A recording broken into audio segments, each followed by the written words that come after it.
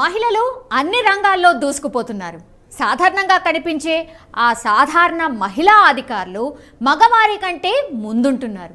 ఆ కోవకు చెందిన వారే ఈ ఐఏఎస్ మగువలు.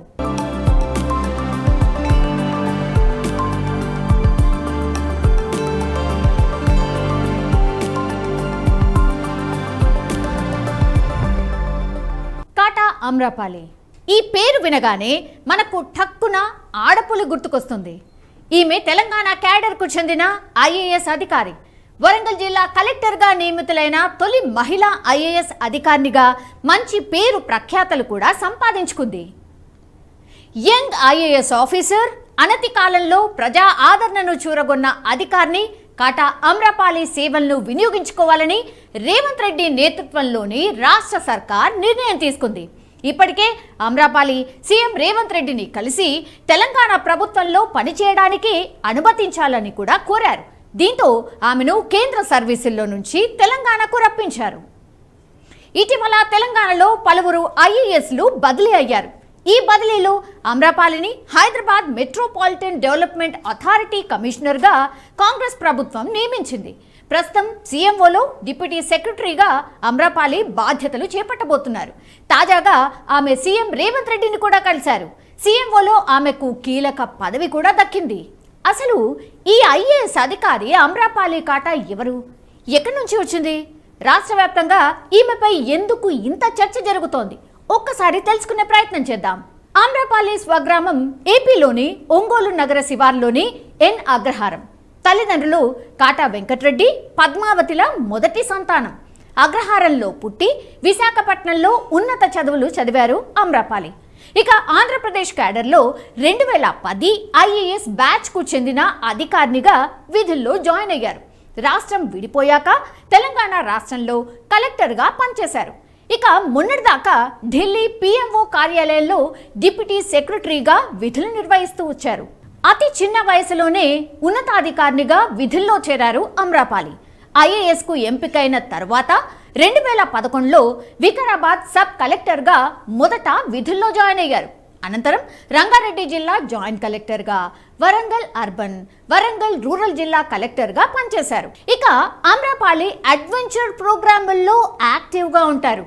గతంలో వరంగల్ అర్బన్ జిల్లా కలెక్టర్గా విధులు నిర్వహించే సమయంలో అమ్రపాలి ట్రెక్కింగ్తో వార్తల్లో కూడా నిలిచారు. అడ్వెంచర్ ప్రోగ్రాముల్లో యాక్టివ్గా ఉండే అమ్రపాలి అడవుల్లో ట్రెక్కింగ్ చేస్తూ అందరినీ ఉత్సాహపరిచారు కూడా. ధర్మసాగర్, ఇనుపరాతి గుట్టలపై అటవీ శాఖ ఆధ్వర్యంలో ట్రెక్కింగ్ కార్యక్రమంలో ఆమె పాల్గొన్నారు. ఇక మహబూబాబాద్ జిల్లాలోని బయ్యారం చెరువు, పెద్దగుట్టల్లోనూ అమ్రపాలి పర్యటించిన వీడియోలు అప్పట్లో సోషల్ మీడియాలో చాలా హల్చల్ కూడా చేశాయి. ఇక జయశంకర్ భూపాలపల్లి జిల్లాలోని పాండవుల గుట్టపై నిర్వహించిన రాక్ క్లైంబింగ్ ఫెస్టివల్లోనూ నిట్ వరంగల్ విద్యార్థులతో కలిసి అమ్రపాలి సందడి కూడా చేశారు. ఇక తాజాగా అమ్రపాలికి రేవంత్ రెడ్డి సర్కార్ పెద్ద పోస్ట్ కూడా ఇచ్చింది. గత కేసీఆర్ ప్రభుత్వంలో స్మితా సబర్వాల్ చక్రం తిప్పితే రేవంత్ ప్రభుత్వంలో అమ్రపాలి కీలకం కాబోతున్నారు. కానీ కొద్దిమంది ఆఫీసర్లు మాత్రం ఆమె సీఎంఓలోకి రాకపోవచ్చని, ఢిల్లీలోని తెలంగాణ భవన్లో ఓఎస్డీగా ఉండొచ్చని, లేదా అక్కడ రెసిడెంట్ కమిషనర్ బాధ్యతలు చూస్తారని పేర్కొన్నారు. మరికొద్ది రోజుల్లో ఆమె నియామకంపై స్పష్టత రాబోతోంది. ఇక్కడ ఇంట్రెస్టింగ్ టాపిక్ ఏంటంటే స్మితా సబర్వాల్, అమ్రపాలి ఈ ఇద్దరు మహిళా ఐఏఎస్ అధికారుల పేర్లు తెలంగాణలో అందరికీ సుపరిచితమే. ఈ ఇద్దరు మహిళా ఐఏఎస్ అధికారుల్లో ఒకరు సీఎం ఆఫీస్కు గుడ్ బై చెప్పాలనుకుంటుంటే మరొకరు ఎంట్రీ ఇవ్వబోతున్నారు. ఇక ఇంకో lady dynamic officer Smita Sabharwal. ఈమె తెలంగాణ రాష్ట్రం ఏర్పడ్డాక అధికారంలోకి వచ్చిన కేసీఆర్ సర్కార్లో కీలక బాధ్యతలు నిర్వహించారు. సుదీర్ఘకాలం కలెక్టర్గా అనేక శాఖలు పర్యవేక్షించిన స్మితా సబర్వాల్ బీఆర్ఎస్ ప్రభుత్వంలో క్రియాశీలకంగా ఉండేవారు. కేసీఆర్ కార్యాలయ కార్యదర్శిగా పనిచేశారు. ఇరిగేషన్ శాఖను పర్యవేక్షించారు. మిషన్ కాకతీయ, మిషన్ భగీరథ, కాళేశ్వరం ప్రాజెక్టుల్లో ప్రధాన భూమిక కూడా పోషించారు. ఇక తెలంగాణలో ప్రభుత్వం మారిన తర్వాత స్మిత ఇప్పటి వరకు కొత్త సీఎం రేవంత్ను కలవనే లేదు. ఇదే సమయంలో కేంద్ర సర్వీసులకు దరఖాస్తు కూడా చేశారు. ఇక తాజాగా స్మిత చేసిన ట్వీట్ వైరల్ అవుతోంది. 23 ఏళ్లు తెలుగు రాష్ట్రాల్లో పనిచేశానని అభిమానం చూపించారని చెప్పుకొచ్చారు. కొత్త ఛాలెంజ్కు సిద్ధం అంటూ ట్విట్టర్లో పేర్కొన్నారు. స్మిత తాజా ట్వీట్ ప్రస్తుతం వైరల్ అవుతోంది. స్మిత భర్త అకున్ సబర్వాల్ ప్రస్తుతం కేంద్ర సర్వీసుల్లో ఉన్నారు. ఇక కేంద్ర సర్వీసుల్లో ఉన్న మరో మహిళ ఐఏఎస్ అమ్రపాలి తాజాగా సీఎం రేవంత్ ను కలిశారు. తిరిగి తెలంగాణలో సేవలకు అమ్రపాలి సిద్ధమైనట్టు తెలుస్తోంది. అమ్రపాలి సేవలను సీఎంఓలో వినియోగించుకునే అవకాశం ఉందని కూడా తెలుస్తోంది. దీంతో ఇప్పుడు స్మిత కేంద్ర సర్వీసులకు, అటు కేంద్ర సర్వీసుల్లో ఉన్న అమ్రపాలి రాష్ట్ర సర్వీసుల్లోకి రావడం పైన అధికార వర్గాల్లో పెద్ద ఎత్తున చర్చ సాగుతోంది. ఇక్కడ మరో ట్విస్ట్ ఏంటంటే తెలంగాణ పంచాయతీరాజ్ శాఖ మంత్రి సీతక్కను ఐఏఎస్ అధికారిని స్మితా సబర్వాల్ కలిశారు.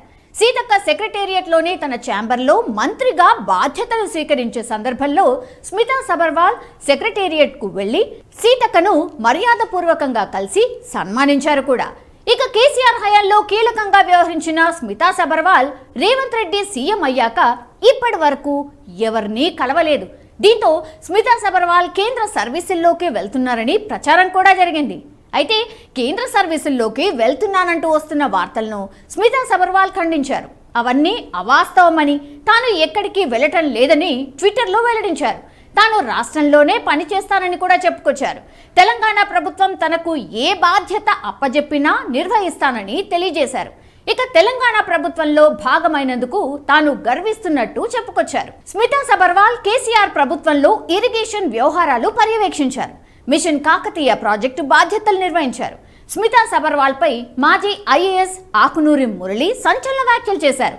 కేవలం తెలంగాణలోనే కాదు, దేశం మొత్తంలోనే హెలికాప్టర్ పై వెళ్లి ప్రభుత్వ పనులను పర్యవేక్షించిన ఏకైక ఐఏఎస్ స్మితా సబర్వాల్ మాత్రమే అని కీలక వ్యాఖ్యలు చేశారు. మరోపక్క రేవంత్ సీఎం అయిన తర్వాత పలువురు అధికారులు మర్యాదపూర్వకంగా కలిశారు. కానీ స్మితా సబర్వాల్ కలవకపోవడం చర్చనీయాంశంగా మారింది. ఈ క్రమంలోనే మంత్రిగా సీతక్క బాధ్యతల స్వీకరణ వేళ స్మితా సబర్వాల్ ప్రత్యక్షమయ్యారు.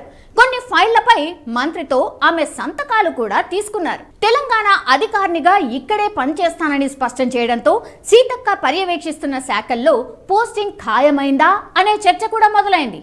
అయితే తాజాగా ప్రభుత్వం ఐఏఎస్లకు పోస్టింగ్స్ ఇచ్చింది. అందులో అమ్రపాలికి హెచ్ఎండిఏ కమిషనర్గా బాధ్యతలు అప్పగించారు. స్మితా సబర్వాల్కు తిరిగి పోస్టింగ్ కోసం సీతక్క సిఫార్సు చేస్తున్నారా? ముఖ్యమంత్రి రేవంత్ నిర్ణయం ఏంటనేది ఇప్పుడు ప్రభుత్వ వర్గాల్లో ఆసక్తికరంగా మారింది. త్వరలో సీఎం రేవంత్ను స్మితా సబర్వాల్ కలుస్తారని కూడా ప్రచారం జరుగుతోంది.